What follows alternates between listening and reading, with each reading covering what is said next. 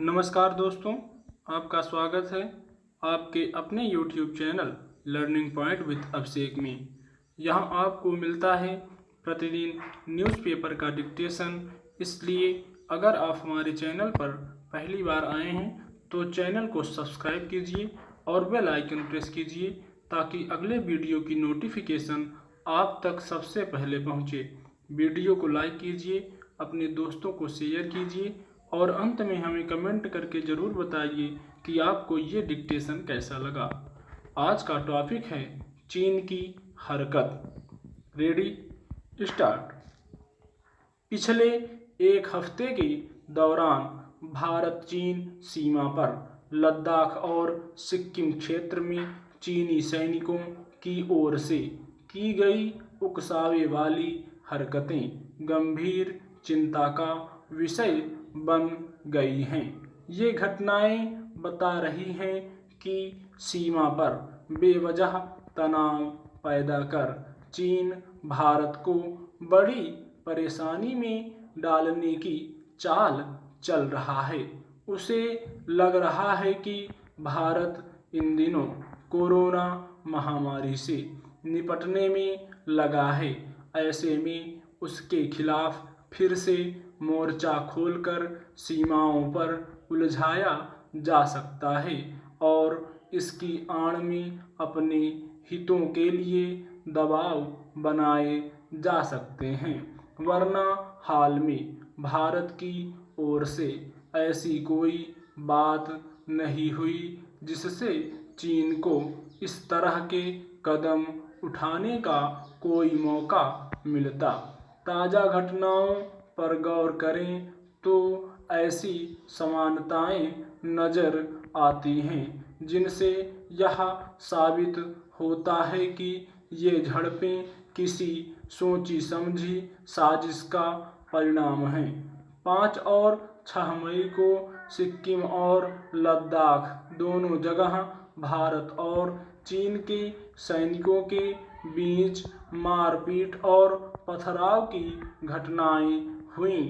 सिक्किम के नाकुला में मामला तब गरमाया जब चीनी सैनिकों ने भारतीय सीमा में घुसने की कोशिश की और भारतीय सैनिकों ने इसका विरोध किया।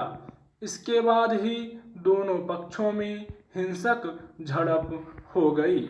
इसी तरह की घटना लद्दाख के पैंगोंग लेक के पास भी हुई। दोनों जगह एक ही वक्त पर एक सी घटनाएं चीन की मंशा को बताने के लिए काफ़ी हैं।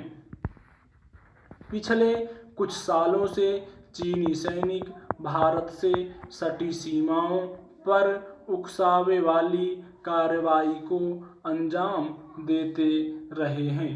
इससे यह तो स्पष्ट है कि सीमाई इलाकों में इस तरह की सैन्य गतिविधियों को तेज करने और भारतीय सीमा में घुसपैठ करने के पीछे चीन की नीयत भारत को डरा धमकाकर उस पर कूटनीतिक दबाव बनाए रखने की रहती है ताकि भारत चीन के खिलाफ कहीं भी खड़ा न हो।